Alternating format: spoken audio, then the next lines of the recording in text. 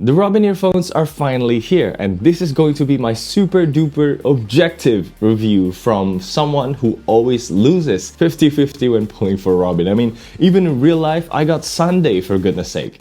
But let's get started.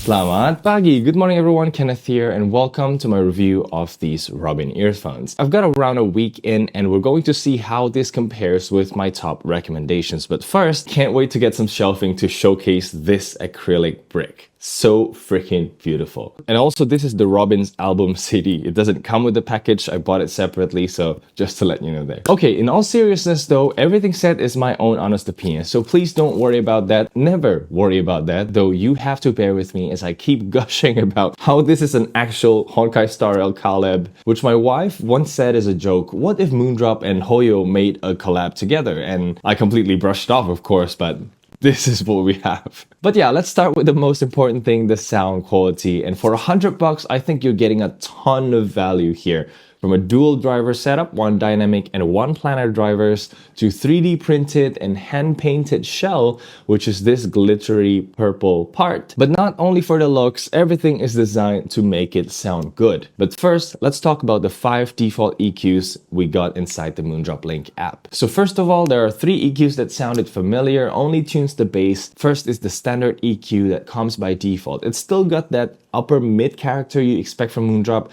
but this time the tuning has a lot of bass similar to Harman Curve from 200 Hz and below. You can see that in this graph it results to a very fun tuning catered to the general masses. Now then, if you see the other EQs, the pop one increases the bass punch just ever so slightly, while the monitor EQ reduces a little bit more. In reality, the difference is very slight, but I could say the monitor does make the vocal take the stage a little bit more. And of course, it's more obvious in one song than the other. Now, I know I'm usually a monitor EQ kind of guy, but I think this time around the standard is good enough, and I think pop is also very fun to listen to. Okay, so the remaining 2 EQs are very different, as you can see in this graph. First one is Ultra Bass EQ, which ups the bass even more and slows it down all the way until it goes back up again after 1 kHz. This is definitely very V-shaped sounding, with vocals pulled back from the mix even more. And while that's not my favorite thing, it does bring the focus more onto the bass. On the contrary, we have the classic EQ with huge amount of low frequencies taken out. Honestly, this is more similar to the Moondrop sound that I'm familiar with. And here,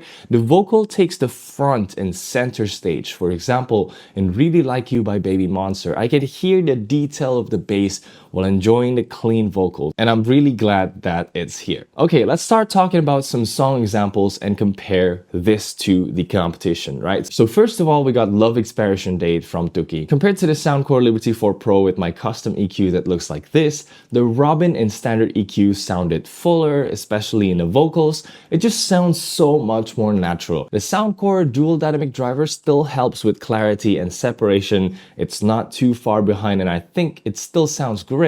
But in terms of balance and sound staging, I think the Robin takes the upper hand. The whole song just feels more coherent and intimate. Now, what about the Earphone Air Pro 4, which is my top ANC recommendation? First things first, the vocal projection on the Robin is so much more in front of the mix. This is something you cannot EQ out no matter if you pick the natural or default. Even with my custom EQ, the depth sound staging is simply deeper on the Robin, while the Earphone is more like flat instead. I just can't believe it. The width, however, is slightly wider on the Earphone, although it sounded less dynamic in a sense that with the same acoustic guitar clarity, the bass just isn't as powerful or as lively compared to the Robin again. Now, a quick disclaimer, please note that just because I think the Robin sounds better, it doesn't make the Soundcore or Earphone suddenly sound bad. I'll still very happily recommend both if you're looking for a well-rounded earbuds with better overall ANC transparency system. But at the end of the day, pick a design that you like the most, right? And I would really appreciate if you use my affiliate links in the description. So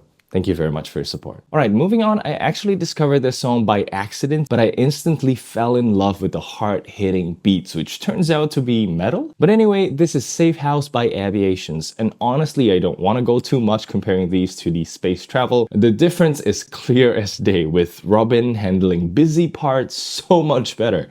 all while delivering bass impact the space travel can only dream about. Also, on medium gain, the Robin is about 3 clicks louder, so with high gain, it can easily be around 5 clicks louder or even more. Now, up the ladder, we got the Moondrop Mocha, where finally it's a much better comparison sound-wise, because the Mocha can deliver a much healthier bass thump to bring the overall energy of the song. Of course, it does so without compromising the vocal and instruments clarity, though the Robin still takes the lead in delivering even more bass while still bringing even more vocal presence thanks to the extra planar driver, I think, but also volume is around 2 clicks louder on Robin's mid gain. Overall, Moondrop has a pretty killer lineup here, and I'm talking about just the sound quality alone, you're already getting what you paid for here. One thing to keep in mind though, the Robin doesn't necessarily have larger soundstage. In fact, it feels slightly more intimate and closed up compared to Mocha, which is what you pay for, but that's the price you pay to get a more dynamic sound here. Finally, the review will never be complete without Robin's signature song, If I Can Stop One Heart From Breaking by Chevy. And I just wanted to say this song sounds freaking amazing with the classic EQ because the vocal is so much more forward than anything else.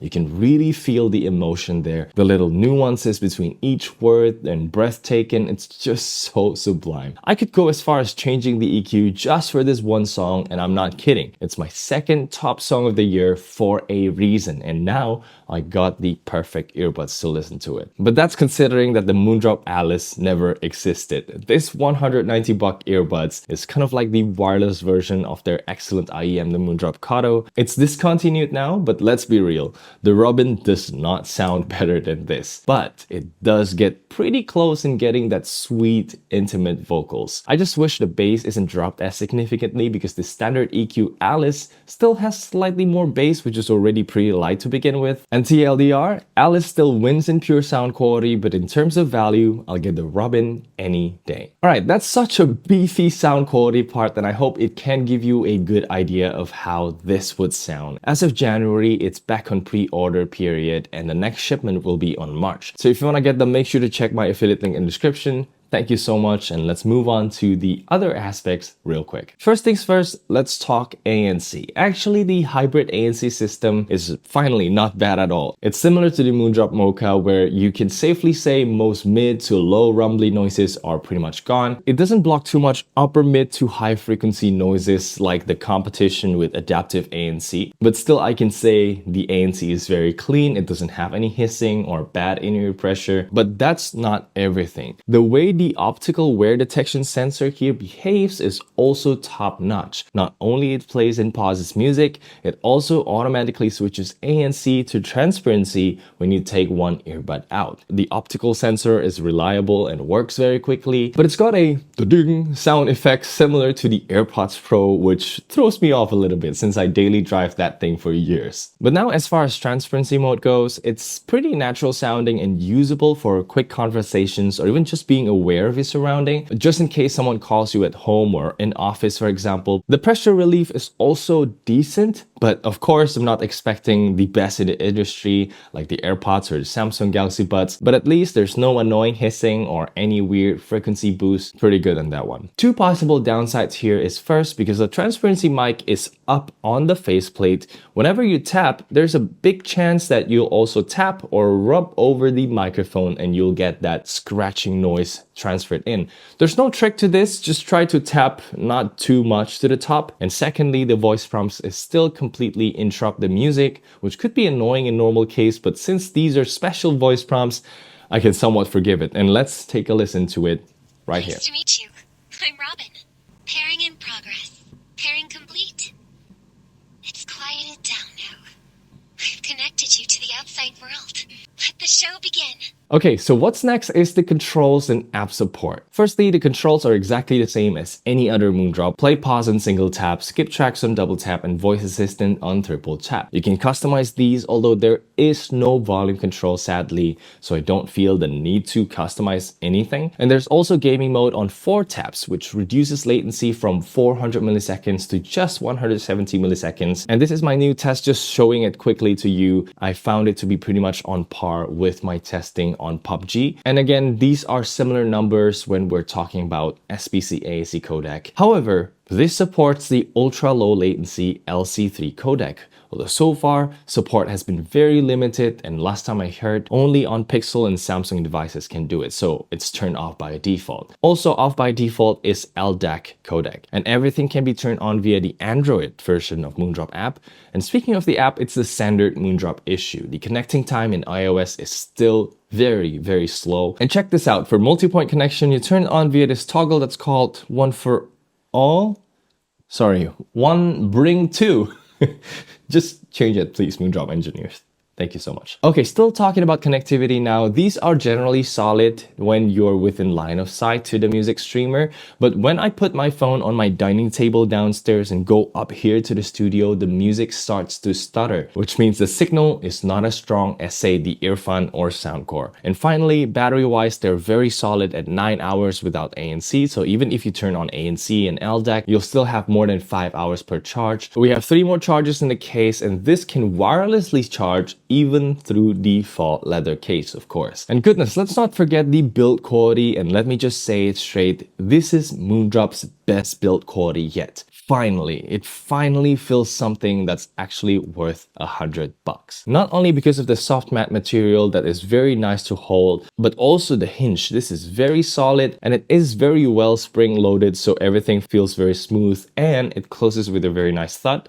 Of course, the artwork looks beautiful. The only thing missing is a pairing button that would really help in connecting multiple devices. Especially now, it's the first Moondrop that's got multi-point, aside from the discontinued Alice, of course. And a nitpick from my side is sometimes when you drop the earbuds in, it doesn't always align to the charging pin. But this thing happens so rare, and all you need to do is just give it a little wiggle before closing it, so all is good. Okay, now it's time to check out the microphone test right now. Welcome everyone to the microphone test, and here we are recording with the Robbins earphones. And what do you think of the sound quality? And I have to tell you that Moondrop in the past has never been the best when it comes to microphone quality, but I think I just recorded the first one. It sounded pretty darn good. As usual, I have 2 outdoor ACs blasting away at me right now. So let's check it out. I'll let you hear it while recording with this iPhone microphone.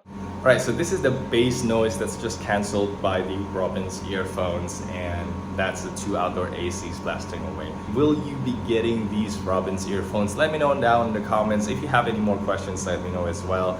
And I'm also starting to work on the review of Rosel's Tanjin Mino as well. So make sure to subscribe.